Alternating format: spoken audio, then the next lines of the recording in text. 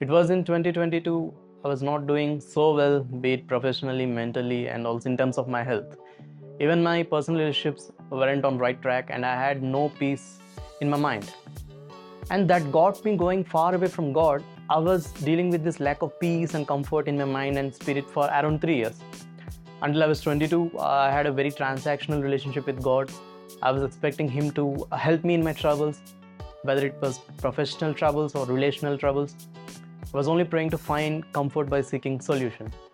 My life until this point was more or less just going with the flow and maybe even purposeless. I was also not planted in any church up until this point, right? In June 2022, however, I think God put a desire in my heart to look for a church. I was at the peak of my troubles, such that I was directionless, and I had so many unanswered questions. And I wanted some comfort somehow, maybe by leading of the Spirit. I looked up churches near me on my phone and I found EMC. Initially, I didn't feel like coming because it's a small group and I thought I would be spotted. Later, I finally decided to come to EMC. I found answers to my questions and prayers through the sermons preached. I felt like God was talking to me personally and answering me every question that I asked. Because of these answered questions, I became hungrier to know more of God.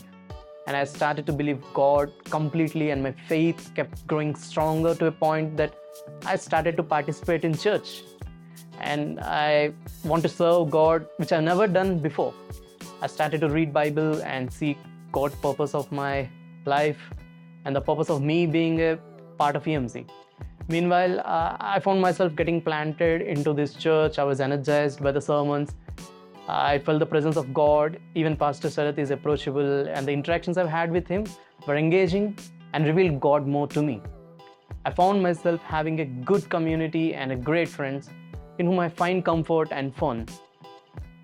Previously, I was a random explorer who was just looking for church, and I now become a planted believer, and I even want to serve God.